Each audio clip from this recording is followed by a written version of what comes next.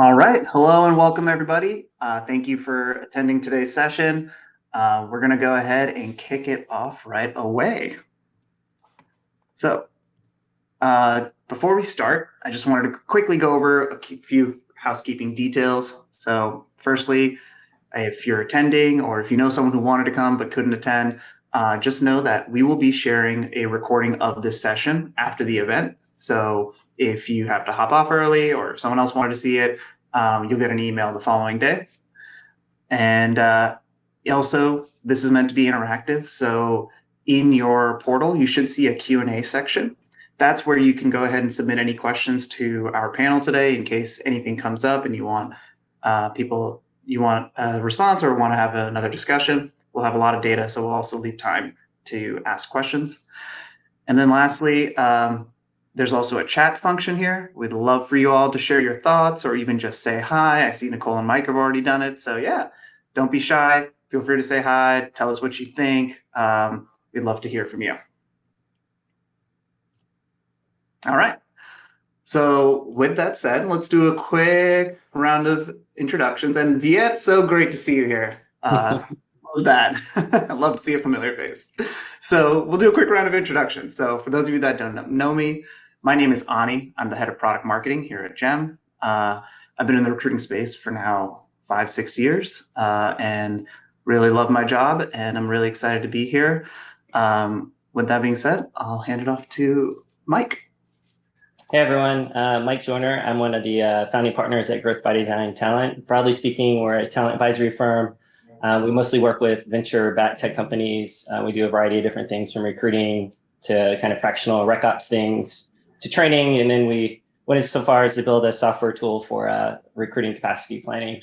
I've always really gravitated towards work for creative and sort of this cross-section of creative arts and technology. So kind of oddly found my way into people and recruiting ops. So spent some time at Apple, early days, Facebook, and Pinterest. So excited to be here. And Nicole. Hi, everyone. Glad to be here. My name is Nicole Hirsch. I'm based in the Austin, Texas area. I lead talent acquisition at Lattice. If you haven't heard of Lattice, you definitely should. We're one of the leading performance management tools, really designed to help make work meaningful. And if you haven't heard, we also recently launched an HRIS. So if you're thinking about consolidation across your HR tech stack, now is definitely the time. I've been in TA for about 17 years now, started off in staffing. It's the best training that there is. Moved in-house and have picked up some really amazing folks along the way. And I've been in TA leadership for the last almost 12 years now. So really, really excited to be here and talk about benchmarks with y'all. Awesome. And now for those of you who are in the session, would love to hear from you all. So if you feel comfortable, go ahead and come on the chat and just share who you are, where you're dialing in from. And also we'd love to have you share a quick icebreaker. So the question here is, what is the first concert you've ever been to? Our panel will go first, so I'll start off. My first concert was actually the Backstreet Boys back in, I think, 2010 when they were doing their comeback tour.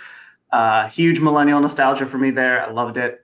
But yeah, Mike, how about you? I like the authentic response there. Yeah, for me, it was a more of a music festival. So Lollapalooza. I went for Beastie Boys, but Smashing Pumpkins were also headlining A Tribe Called Quest. So got a little bit of everything. Nice. Nicole, how about you? Amazing. I think my favorite thing about this moment is seeing the chat and everyone contributing here and just the sheer variety of it. So love it. My first concert. Yeah, absolutely. My first concert was Ludacris in 2005 in Bethlehem, Pennsylvania, which is where I grew up. So shout out to my fellow East Coasters on all that. Love that. Awesome. Cool. Well, let's go right into it. So today's webinar, if you just as a recap, it's going to be about our latest 2025 recruiting benchmarks report. The team here at GEM combed through data from like over 140 million applicants, 14 million candidates, and 1 million hires. And we're here to present some of the highlights here. So year-over-year trends from 2021 to 2024. And since there's so much data to unpack, I figured I'd give you all a quick agenda of what we're going to discuss. Of course, if there's other questions, feel free to share them. But we're going to cover how hiring has changed in terms of overall volume year over year, how recruiting team sizes have changed, how application volumes have changed, and how that's impacting recruiter workload. And then we're going to close it out with candidate funnel pass-through rates. So how many candidates make it to each stage and how many then pass through at every step. And then we'll also leave it for a few closing thoughts and Q&A at the very end. If you want to see the full report, if you go into the docs section on your panel, you'll be able to download the report right away. There's over 100 pages of data, so really almost everything for everyone if you're looking for more of that data. But cool. So let's kick it off right away. Let's talk about hiring growth. So as you can see on this slide, we're starting to see hiring tick back up a little bit. It grew about 4.4% year over year in 2022. Then it shot down 28% in 23. And now it's back up at a positive 5.8% in 2024. So, question for the panel, and Nicole, I'd love to start with you.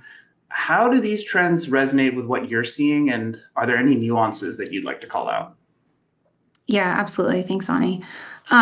So there's an interesting thing happening, and it's not very often that you see a chart like this one, right? So companies have tightened over the last couple of years, yes. There's been this consolidation across tech, right? Consolidation in terms of how people are thinking about their tech that's led to this ripple effect. So everything is a ripple effect here. But then there's this other ripple effect, which I believe that we're right in the midst of right now. And there's some changing courses that's happening with companies. Companies are looking at how do we increase our revenue growth? Maybe revenue growth has stalled. What is it that we're doing? So a lot of times that's not just doubling down. There's going to be some sort of changing course that's happening there. That's going to vary across different companies, different industries, inside of tech, outside of tech, which is where a lot of the ripple effect started from, and following this whole zero interest rate environment that we had been in. But with that changing course, one of the immediate ripple effects is likely going to be some changes in leadership. And that's going to manifest itself in some different ways. In some cases, you might have small changes in leadership. In other cases, you might have multiple changes in company leadership. Those changes in company leadership are going to create an additional ripple effect. That means that if you bring a new leader on, that means that leader is coming from someplace else. I'm talking about this in the matter of individual jobs. You take that and you magnify it across the entire job market, and it's going to have an impact. And then that's going to create openings on teams. That's going to create not just new roles, as in like new headcount, but potentially newly formed roles. You're seeing more and more of that, where there are new versions of roles. We're seeing that at Lattice, certainly, but you're seeing that more broadly. Like as you're trying to figure out, okay, like what is the cross section of these responsibilities? There's not just more roles in terms of volume. There's also more types of roles that are happening, which I think is largely pretty exciting. Thinking about all of the skills that people have picked up over the last couple of years and all of the change that has happened. But I think that this chart that you're showing right now, Ani, is really just the start of some additional change. Yeah. Mike, anything else to add? Yeah, I guess what I'd first say is it's been nice over the last several months to see more of these open to work banners coming off, and for people to be reaching out asking for recruiter referrals. It's been a while since we've kind of had more of an uptick in that, and I think that's a healthy sign, just generally for industry, for the profession. Just to build off of what Nicole said, I mean, we're seeing very similar things around, companies have made, investments and evolve their products, right, to drive revenue. Obviously, profitability is a big part of that. And you have some like traditional businesses that are now in like completely different verticals or new markets where, it's new profiles, new skills that they need to recruit for. So sort of incremental is growing, but then also the backdrop of that is, obviously this continued focus on quality. So backfills have always been hard to predict. They remain hard to predict. And I think part of that has to do with, performance programs ratcheting up expectations. You have news like Meta and Microsoft recently where, it's like managing out low performers. Those aren't necessarily rifts where the roles are going away. They're actually going to fill them immediately with other people, right? So whereas before those might have been roles that just, went away. The other things that I think we're seeing are kind of this rotation towards to profitability also means that you might have, prior backfills that were one-to-one that now you're maybe hiring in lower cost regions, or you have big swings of entire functions that are moving to other areas. And so that creates a lot more hiring volume, even though maybe your cost structure doesn't change a lot. And then, obviously companies are taking, more of a definitive sort of stance on in-office versus remote. And in some cases, or more often the case now than not, is in-office.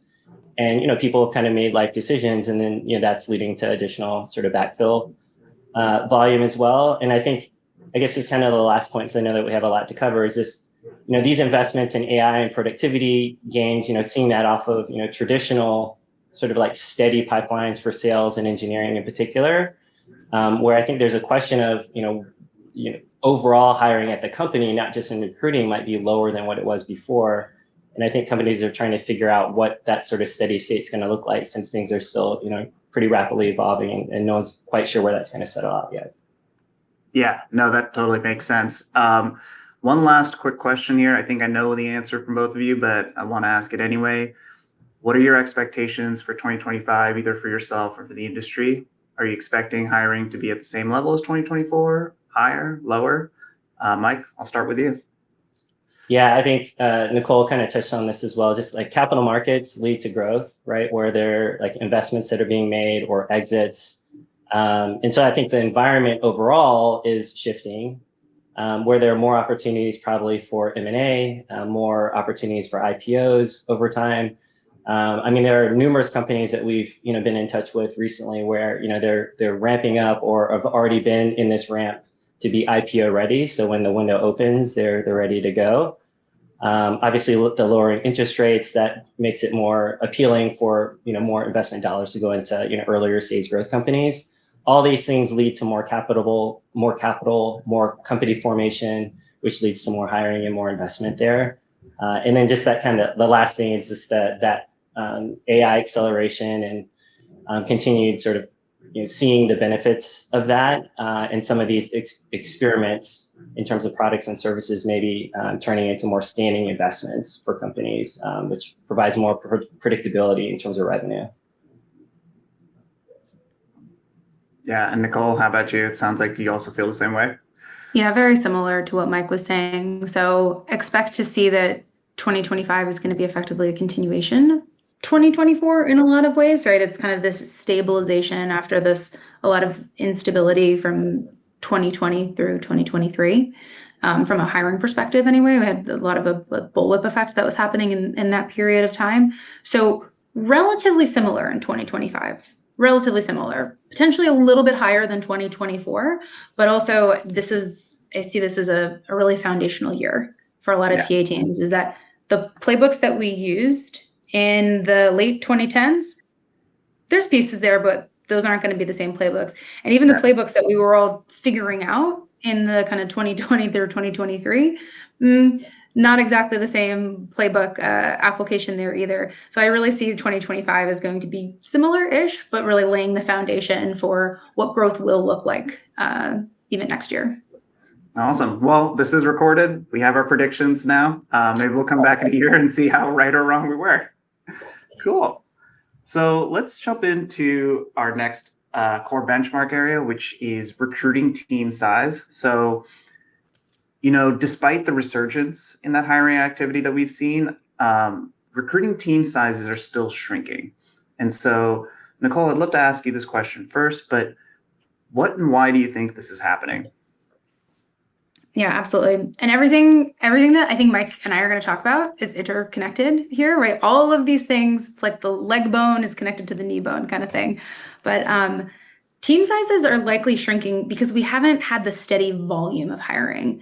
Right. So the way that we did, where it's, people are hiring dozens and dozens in a small company or hundreds and hundreds of the same type of job, I would argue that there's largely less predictability in the roles that teams are hiring for. And Mike, you touched a little bit on that when you were talking about, hey, we're going to be hiring for backfills.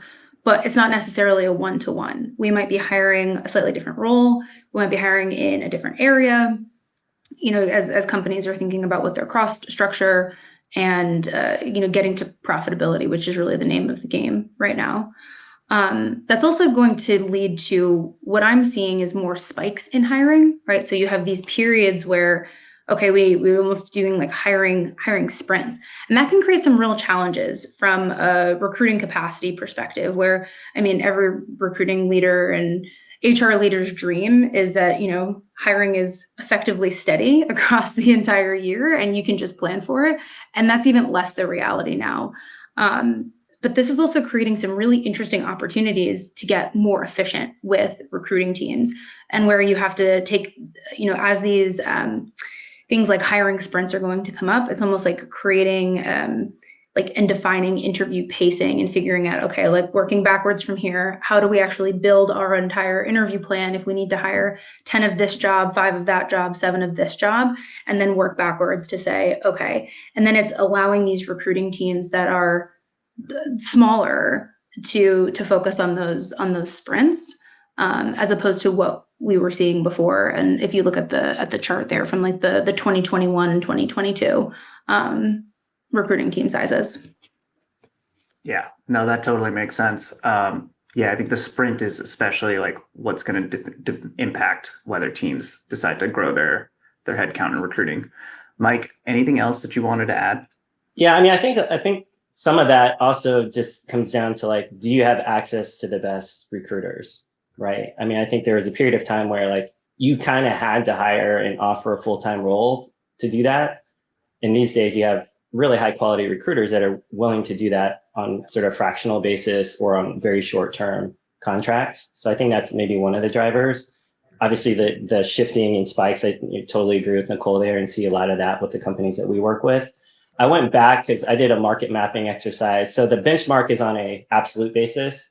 I think oftentimes teams are asking about like, on a percentage basis relative to the size of your company. And so if you look at, 2018, which is when I did like a deep analysis, like early stage companies were say 8% recruiting relative to the company size. 2021, it was 4%. 2024, it's 2%, right? So a fraction of what it was. For mid-size and late-stage companies, it's roughly half of what it was in 2018 and in 2021. So sort of across the board, kind of part of that's probably driven just by hiring volume, but the other part is just this idea of like, you have to have adaptable models where like the baseline is just whatever your sustained growth is. And then I think, just coming back to if you still have access to high quality recruiting talent, then I think the idea of making it more flexible and adaptable is the path. As soon as that starts to flip a little bit, if the market gets that aggressive, I think, maybe not to the extent that it was in 2021, but that line probably starts to level off or rise a little bit. Yeah, that makes sense. So let's move on to the next topic, which again, Nicole, I kind of like the leg bone and arm bone are connected. Is that what you said? I think this ties in right here. I love that. I probably messed that one up. But another trend, again, probably not surprising when you think of it holistically, is just similar to job openings and hiring growth, just like application volumes are going up really high. So just to orient you here, the percentages that you see here are the year-over-year growth since 2021. So if you look at it in 2022, application volumes were 36% higher. In 2023, they were almost 100% higher than they were in 21. And then in 2024, they were 120% higher. So, when you couple this in with like the team syncing, the average application per recruiter is actually up 2.7x. So if you had 100 applications in 2021 on average, now you're seeing about 270. So Mike, I'll start with you. With this greater volume in applications, are you also seeing a higher proportion of those candidates that are well qualified? Or is the application review process still kind of feeling like, you're looking for a needle in a haystack? Yeah, I don't know on a percentage basis. I think on an absolute basis, yeah. There's a lot of really talented people that have been looking and are still looking for roles, but they're just kind of getting lost in the shuffle because there's like an avalanche of applications that are happening. I think we are in kind of this coiled spring moment, kind of in my mind. That's kind of how I think about that, where almost every person I talk to, if they're currently in-house, if the right opportunity came their way, they're ready, right? And I think that showed up when I looked in some of the benchmark data, where like the open rates are roughly the same from 3 years ago to now, 80%. But the percentage of interest is actually up from 9 to 14%. And then those that convert to active from 8 to 11%. And in the conversation I have, it's almost like 100% of people, if it's the right opportunity, would at least take the call. So I do think that there's a lot of, quality folks out there. I think that with volume and in kind of like understaffed recruiting teams, the thing that suffers is candidate experience. And so I do think that there are teams that are trying to differentiate by putting in sort of these more human touch interactions to try to get out of this cycle of AI talking to AI. And so there are, I think, some creative sort of programs being put in place, and also just an area of focus for teams going into the new year. Makes sense. And Nicole, I'm also curious to hear your take. I'm sure your team's dealing with this right now. What has your experience been with this rising volume in applications? Yeah. And I mean, this has been building. This has been the kind of this steady crescendo. And I think some people have noticed it and some people haven't. And now it's become this thing that you can't get away from it. So to the point that candidates are talking about it, right? You see this if you spend any time at all on LinkedIn, which assuming, considering our audience, I'm assuming a lot of people spend a lot of time on LinkedIn, right? Occupational hazard.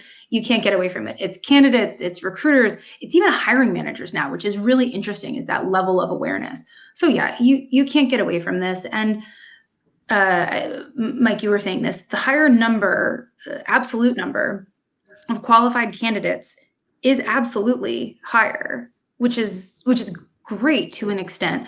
However, and this has been said, I think, 1,000 different ways at least, it's gotten to the point where it really is crippling, right? And I'm probably skipping ahead a little bit here, Ani, with some other things that you want to talk about, but there's this element to, yes, there's more people on the market, and yes, for the companies who are open to remote work, then all of a sudden, if you were just hiring in a metro area and now you're open to hiring across the United States, for example, that's a magnificent increase in the potential folks who you're reaching. But from a even management perspective, and I think Viet put this in the chat, the tools on the market are becoming interesting. They're still in their nascent stage. It's going to be interesting to see what develops as tools in other areas of TA have really exploded in the last couple of years in terms of their effectiveness and things like that. But to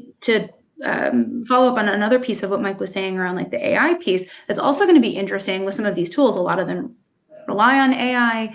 There's more and more legislation that's coming out on a state-by-state level that's going to regulate the use of AI as it relates to candidates.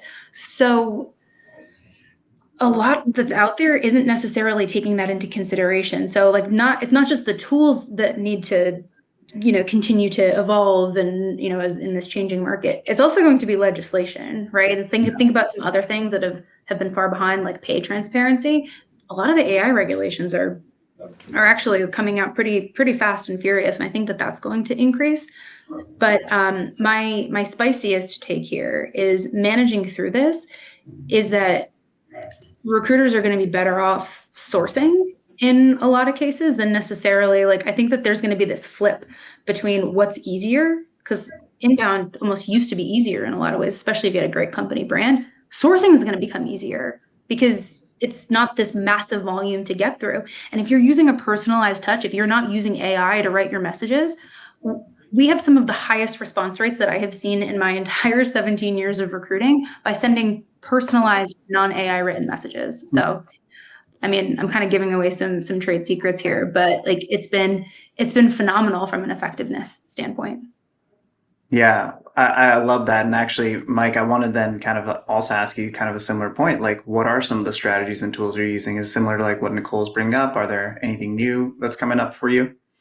Yeah, I mean, there's obviously tools, but then I think some of the most effective teams are really actually being as clear and transparent and authentic as they can on like what they value, basically like all the reasons why you should not apply for a job, right? So companies that are really good at that, I think, kind of help with this avalanche problem.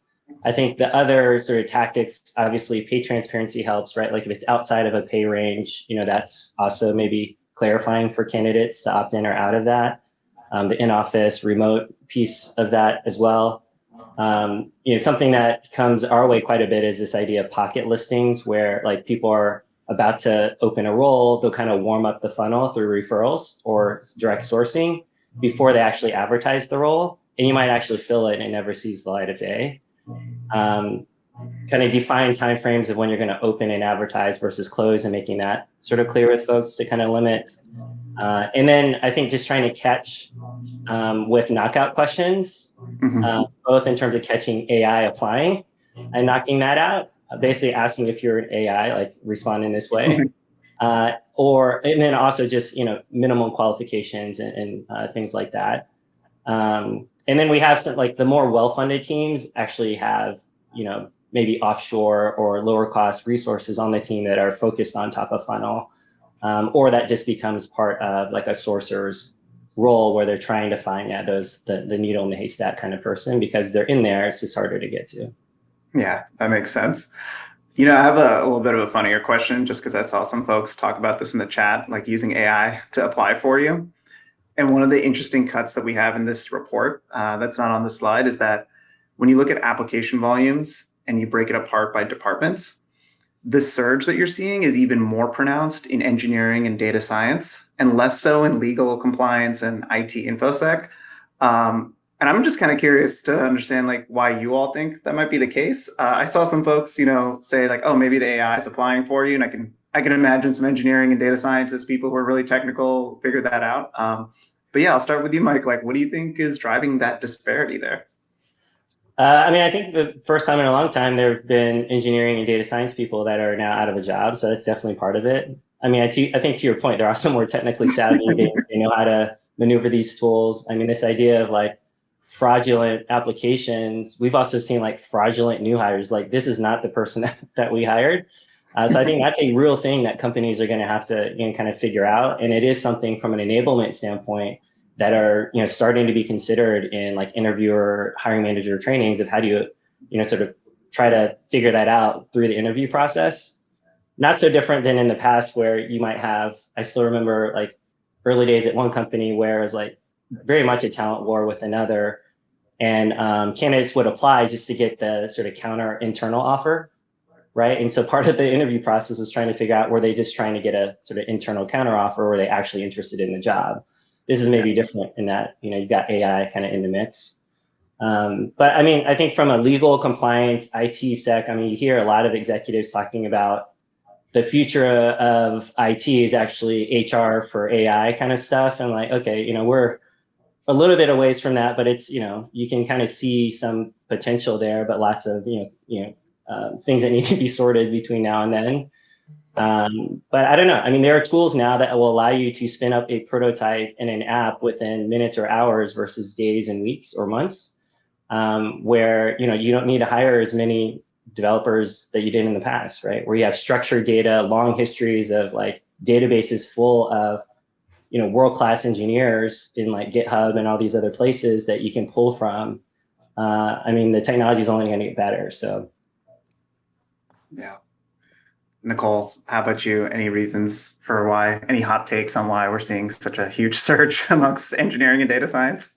Yeah, I think Mike covered a lot of it. Interestingly enough, we are actually seeing a pretty serious surge in our quote unquote G&A functions as well. So finance, HR, IT. And when I say HR, I include traditional HR functions along with TA. I honestly think a lot of this is also going to come down to your individual company's brand, right? And how you're managing your postings. And then thinking about too, and I saw a little bit of this in the chat of like evergreen roles.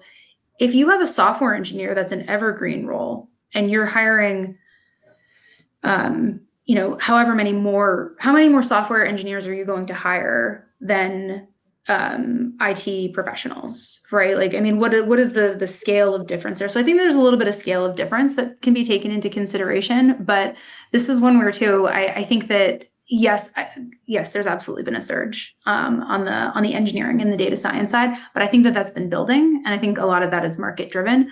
But then the other piece is, how is it that you're managing it?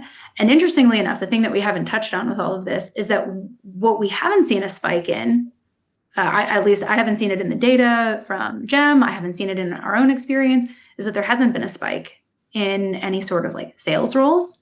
And that's been consistent over the last, kind of these periods of time that we've been talking about. Still not seeing a spike there in applications. So, Is it because those folks are, not using all of AI? I don't think so. I think that there's this kind of interesting demand situation that's going on. So. Yeah, no, that makes sense. Cool. So let's go to. This is just more data on just like the applications and like how the applications per recruiter has almost tripled. So basically what I recapped earlier, with recruiting team sizes shrinking, but application volumes going up, the net effect here is that your average recruiter now has almost 3 times as many applications to manage. So again, also in our report, if you wanted to see this in more detail. But I want to go to the last part of our benchmarks, which usually is like the most popular one, which is how are candidates passing through the funnel? In our report, we've broken this out by different departments and industries and locations. So there's definitely some nuance, but just at a bird's eye view, what we're seeing is that across the funnel, pass-through rates are going down. The average applicant 3 years ago had a 1.6% chance of getting hired. Now that number is 0.5%. So Nicole, I'd love to start with you first, just like, what do you think is happening here? What do you think is causing this kind of change in the funnel conversions? This is where you're going to there's this interconnectivity, right? So some of this is also going to be impacted by the increase in application volume, right? The number of roles, if that's staying the same, and if the application volume is going up substantially, then that's going to have it's this inverse effect on from a percentage perspective. But we can also come back to the less predictability in hiring and our smaller recruiting teams, right? So the recruiting teams are smaller, and Mike was talking about the adaptability of recruiters back when we were talking about our recruiting team size, right? So really that's going to be a very, when you think about recruiters right now who are going to be potentially participating in hiring sprints, and this has even been our own experience. I mean, in the last 2 years, I have had very experienced technical recruiters working on go-to-market roles. I've had experienced go-to-market recruiters recruiting for software engineers, right? So and while they've been very effective, because my team is they're great recruiters, there's still going to be a bit of a learning curve if you've never recruited for that job before, regardless of how adaptable you are, regardless of how well you might be able to just, great recruiter is a great recruiter, you can recruit anything. There's still going to be a bit of a learning curve there. So this is where like all of that application volume, recruiting team size, hiring sprints, some kind of lumpiness in hiring across companies is all going to have an impact on all of this. And then I see offer accept right there too, which is kind of like that culmination of these funnel pass-through rates. But I think that really I'd want to ask anyone, if I'm working with any TA leader or any individual recruiter, okay, like if you really cut into your data, what does it actually look like, right? And this is where averages might not actually be your friend here, because I've relied on averages and it's like, okay, generally speaking, our number of roles has stayed the same. But if you actually cut into some of your averages, what does it look like? Are these numbers actually going up across levels and across functions? Because when I've done a deep dive on this, I actually found, I had 80% of things that were going up, but then I had 20% of things that were going down actually very substantially. And like on average, it looked like it was going up slightly. So it looked great. But then when I actually dug in and was doing an analysis by level of role and by function of role, I got a completely different picture, which is like, as we're having kind of like different amounts of hiring that are happening, it's going to be so important for recruiters and for recruiting leaders to really think about that and not just rely on these overall averages. So again, connected. Yeah. The only thing I would add to that is, kind of it's a general theme of, when you have fewer roles, I think there is more desire to kind of like pack as much as you can into those roles, which then means that it tends to lean more senior, more specialized. And so, in an environment where, that's happening, obviously like conversion rates, like there are fewer people that sort of check all of the broadening set of requirements. I guess the good news in that, and maybe that's why one of the drivers for acceptance rates is if you're hiring fewer of those people, then you can pay them more because you're expecting them to do more. So comp is maybe, you can be a little bit more aggressive there. And then the other thing is just the continued focus on quality. So in a lot of our advisory engagements, we have, lots of questions around, both like process steps that are being added. So, aptitude tests, assessments, these, different versions of like bar raiser programs. But then also this idea of like calibration steps and approvals being added. So whether they're hiring committees or leadership offer approvals that are being added, because I think there is this kind of like rising expectation on, what we would expect to move forward with the hire if we're not able to hire as many people. So I think those are just two. I agree with all of what Nicole had said in terms of like level and kind of really digging in to understand, how your pipelines might be different. Yeah, no, that makes sense. And, I know we had asked a question about like, what is the pass-through rate for qualified candidates? Kind of depends on how you define it, but kind of a related interesting data cut that we had is we looked at pass-through rates for inbound candidates versus outbound candidates. So inbound candidates are those that directly applied, and outbound candidates are those that your recruiting team sourced, right? They reached out, they found them. And so what we found is that an outbound candidate is 5 times more likely to be hired. So if this pass-through rate right now you see, it's 5x higher compared to an inbound, right? So their pass-through rates across the funnel are higher. Mike, I'll start with you, but like, how does that resonate with you? Do you feel like the sourcing motion just naturally finds better quality fits right away compared to the average inbound applicant? Yeah, I mean, inbound, you probably like spike in certain areas, but maybe you don't cover all of the bases. Whereas if you're sourcing, you're by default looking for all the things before you're reaching out, ideally.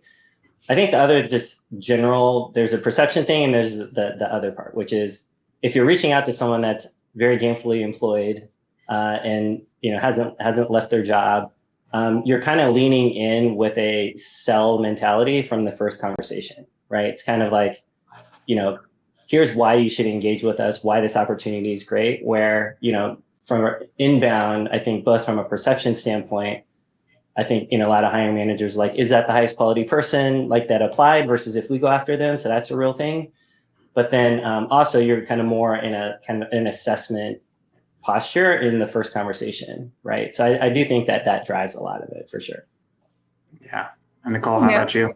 Yeah, the other thing too is if you've got an inbound candidate, someone who's actively looking for a new role for any number of reasons, you're probably going to be competing, right? Assuming that they started their process around the same time and so on. If you're competing with that person, right, on other interview processes versus your sourced candidates who, like Mike said, are gainfully employed, there's also going to be less competition. So I think there's going to be this compounding effect.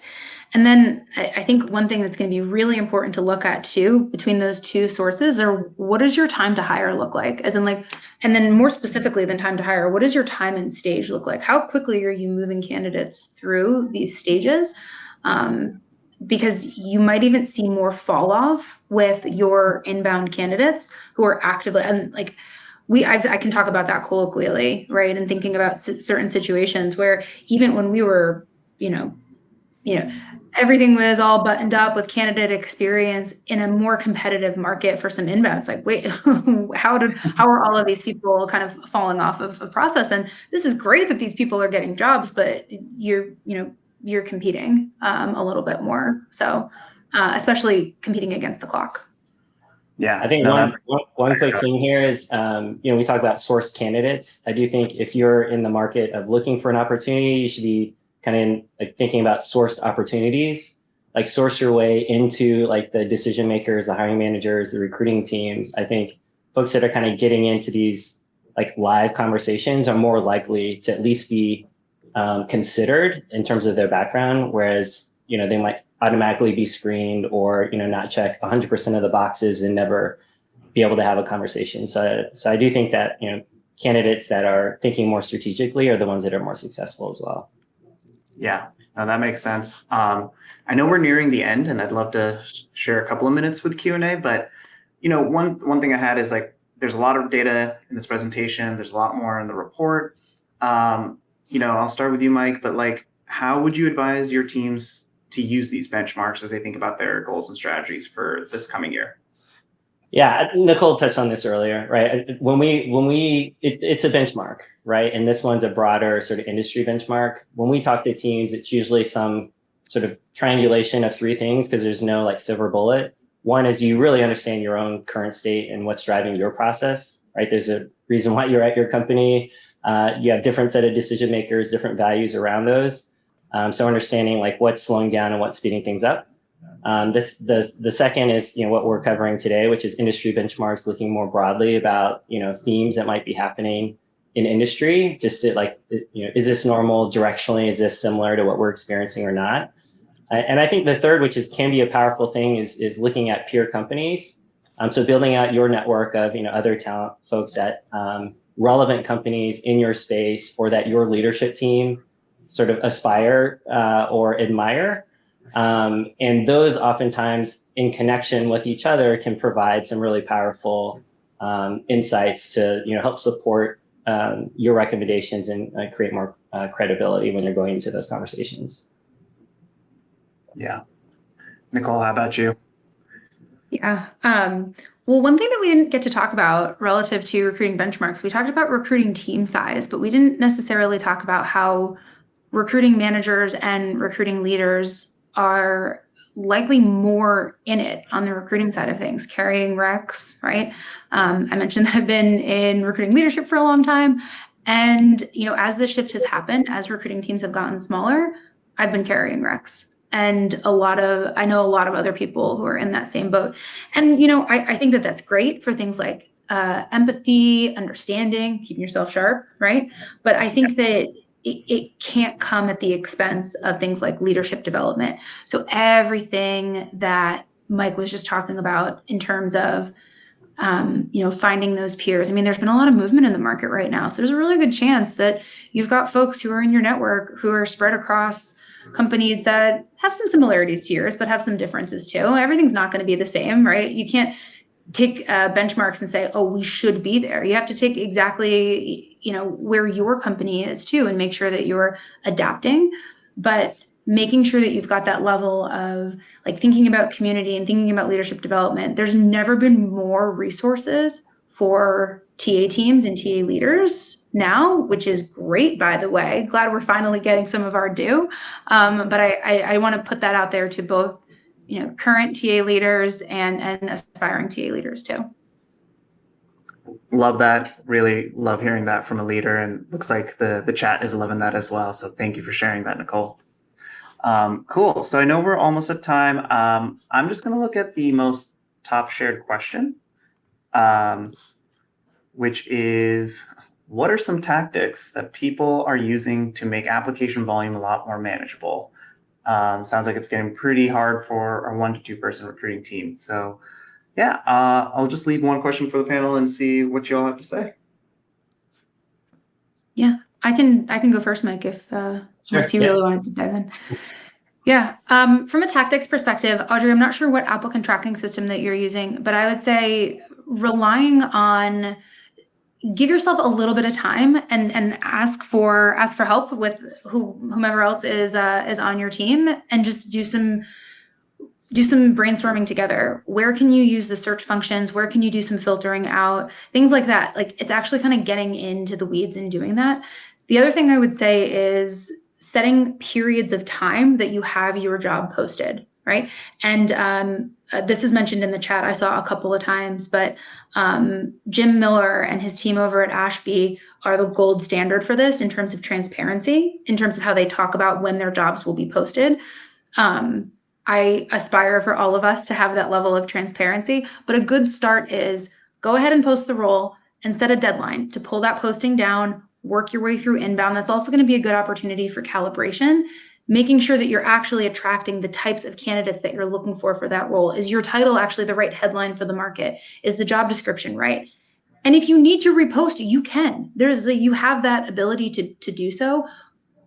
but don't leave your jobs posted indefinitely. Do not leave them posted the entire time that you're searching for the role. You can absolutely have a PDF ready to go for candidates. If they're like, hey, I saw you pulled the posting down, I'm interviewing, tomorrow or next week or what have you. Have that. Sure, here you go. I've had it. I have it for you right here. You can review it.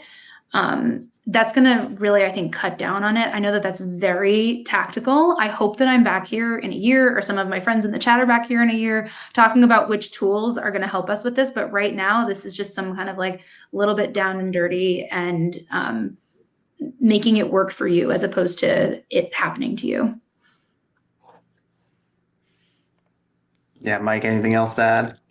Yeah, I mean, a lot has been covered. I think we talked about some of the specific tactics in terms of the overall volume. I just think some of this just gets back to recruiting fundamentals.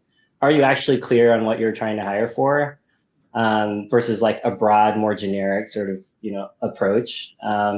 Everything from the specific skills that you need, the level of seniority that you need, what pay you're willing to do, where you're willing to hire these folks in terms of what markets. All those things can help provide some clarity in terms of like whoever's applying, hopefully is sort of passing all of those gates. So you're dealing with a much more qualified pool of folks. And I think some of these other tactics around, obviously there's referrals. Nicole's kind of mentioning this idea of rediscovery. You've already met a ton of like really great people in the past in your recruiting process where you already have a lot of signal on them.